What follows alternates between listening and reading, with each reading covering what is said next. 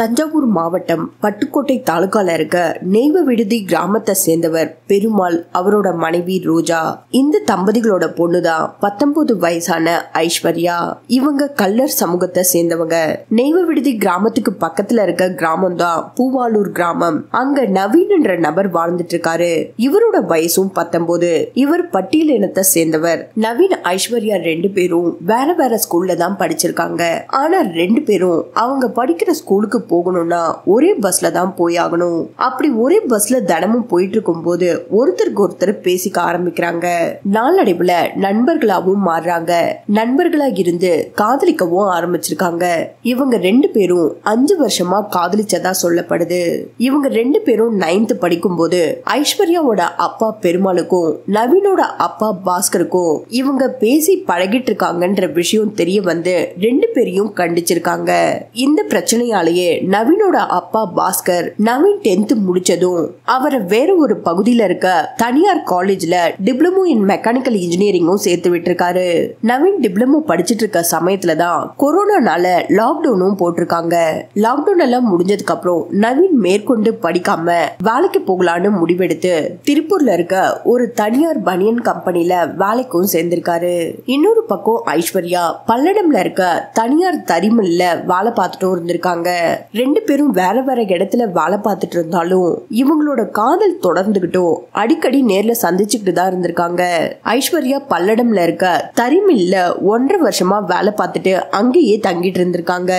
நவீன் திருப்பூர்ல 2 வருஷமா அதே பனியன் கம்பெனில வேலை பார்த்துட்டு வந்திருக்காரு.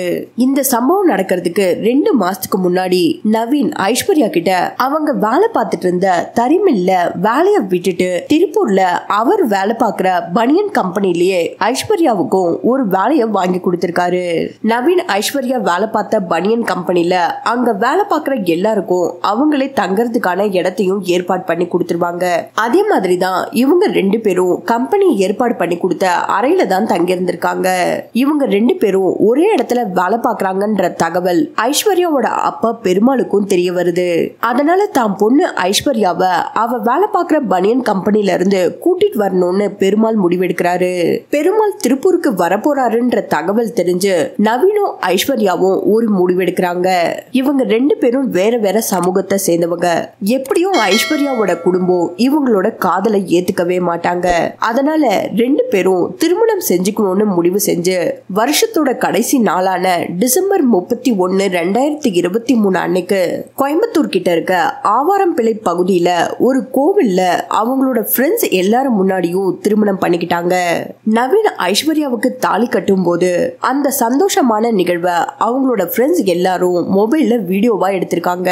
திருமணம் முடிஞ்சதும் 2 பேரும் அவங்க வேலை பார்த்த இடத்துல தங்கறதுக்குன்னு கொடுத்த அறைய காலி செஞ்சுட்டு ஜனவரி 1, 2024 அன்னைக்கு திருப்பூர் வீரபாண்டி பகுதியில ஒரு வீடு வாடகைக்கு எடுத்து அவங்களோட புது வாழ்க்கைய ஆரம்பிக்கிறாங்க.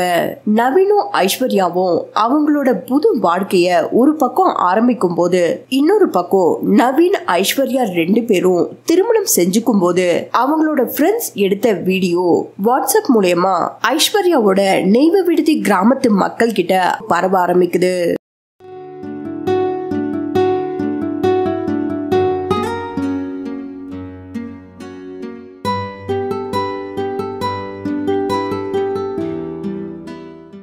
அந்த வீடியோவை ஐஸ்வர்யாவோட அப்பா பெருமாளும் பாக்குறாரு.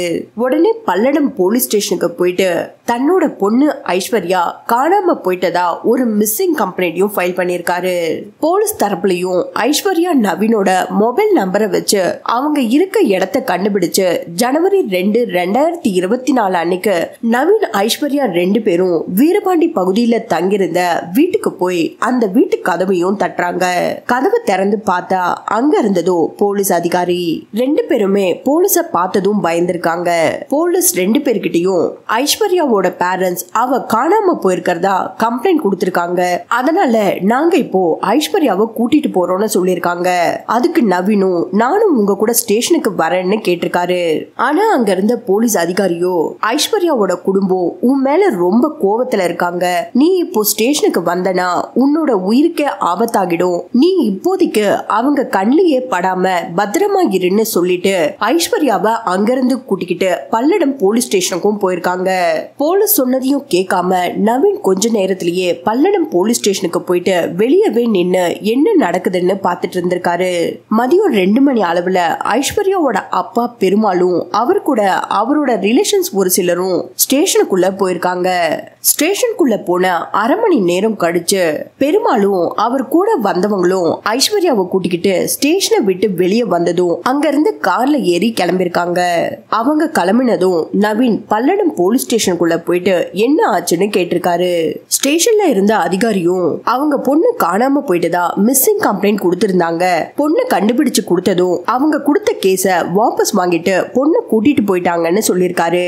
அது மட்டும் இல்லாம மேற்கொண்டு நீ ஐஸ்வர்யாவை பார்க்கணும்னு எந்த ஒரு முயற்சியும் எடுக்காத, அப்படி முயற்சி பண்ணனா உன்னோட உயிருக்கே ஆபத்தாகிடும், கொஞ்சம் ஜாகிரதையாயிருன்னு சொல்லி நவீன அனுப்பியிருக்காங்க.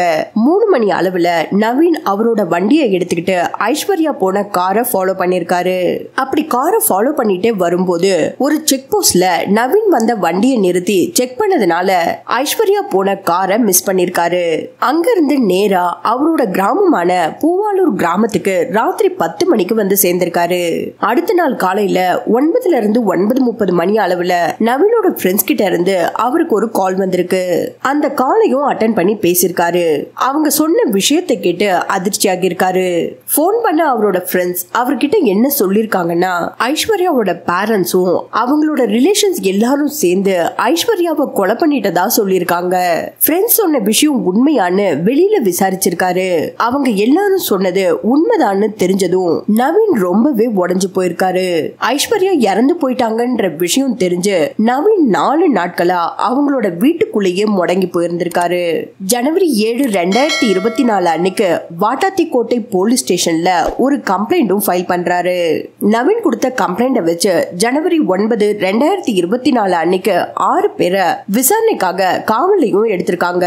அடுத்ததா தலைமறைவா இருந்த ஐஸ்வர்யாவோட அப்பா பெருமாள், அம்மா ரோஜா கூட சேர்த்து 5 பேரை ஜனவரி 11, 2024 அன்னைக்கு கைது செஞ்சிருக்காங்க. போலீஸ் விசாரணையில ஐஸ்வர்யாவை எந்த அளவுக்கு கொடூரமா கொலை பண்ணிருக்காங்கன்ற உண்மைகளையும் சொல்லிருக்காங்க.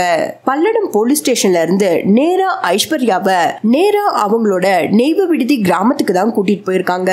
தான் பொண்ணு வேற ஒரு சமூகத்தை சேர்ந்த பையனை திருமணம் செஞ்சுக்கிட்டான்றதுக்காகவே நேரா அந்த கிராமத்துக்கு போனவங்க ஐஸ்வர்யாவை அவளோட வீட்டுக்கு கூட்டிட்டு போகாம அவளோட வீட்டுக்கு பின்னாடி இருந்த ஒரு புளிய மரத்துக்கிட்ட கூட்டிட்டு போய் நின்னு இருக்காங்க. புளிய மரத்தை நோக்கி போகும்போதே பெருமாள் அவரோட மனைவி ரோஜா கிட்ட ஒரு சேரையும் கயிறையும் எடுத்துட்டு வர சொல்லிருக்காரு. ரோஜாவும் எடுத்துட்டு வந்து கொடுத்திருக்காங்க. கயிறை மரத்துல போட்டு கட்டிட்டு பெருமாள் ஐஸ்வர்யா கிட்ட என்ன மன்னிச்சிடுமா, எனக்கு வேற வழி தெரியல, நீயே உன்னோட உயிரை மாச்சுக்கோன்னு மிரட்டிருக்காரு. ஐஸ்வர்யாவும் எவ்வளவோ அழுது கெஞ்சி பாத்திருக்கா. ஆனா அவரோட அப்பா விடுற மாதிரியே இல்ல. அதனால வேற வழி இல்லாம ஐஸ்வர்யா அந்த முடிவு எடுக்கிறா. அதுக்கப்புறம் பெருமாள் அந்த கயிறை மரத்துல இறுக்கமா கட்டிருக்காரு. அங்க உயிருக்கு போராடிட்டு இருந்த ஐஸ்வர்யாவை பார்த்து அவளோட பெரியம்மா ஓடி வந்து அந்த கயிறை அறுத்திருக்காங்க.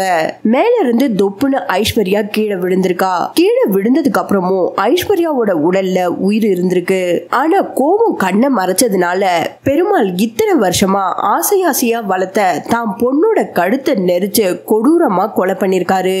இதை விட கொடூரமா காலையில 4:30 மணி அளவுல ஐஸ்வர்யாவோட உடலை ஒரு கைத்து கட்டில்ல போட்டுக்கிட்டு 1 கிலோமீட்டர் இழுத்துக்கிட்டே அந்த ஊர்ல இருக்க இடுகாட்டுக்கு ஐஸ்வர்யாவோட உடலை எடுத்துக்கிட்டு போய் அவளோட ஒரு எலும்பு துண்டுகள் கூட யாருக்கும் கிடைக்க கூடாதுன்னு எரிச்சிட்டு வந்திருக்காங்க.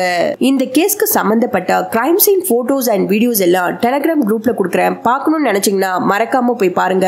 டெலிகிராமோட லிங்க் டிஸ்கிரிப்ஷன்லயும் கமெண்ட் செக்ஷன்லயும் பின் பண்ணிருக்க. தான் காதலிச்ச பையனை கல்யாணம் பண்ணிக்கிட்டு சந்தோஷமா வாழலாம்னு நினைச்ச அந்த பொண்ணு இப்போ சாம்பலாகிட்டா.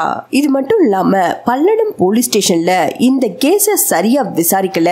அப்படி சரியா விசாரிச்சிருந்தா அநியாயமா ஒரு உயிர் போயிருக்காதுன்னு பல குற்றச்சாட்டுகள் எழுந்துட்டு இருக்கு. இந்த கேஸ சரியா விசாரிக்கலன்னு பல்லடம் காவல் நிலைய ஆய்வாளர் முருகையாவை சஸ்பெண்ட் பண்ணிருக்காங்க.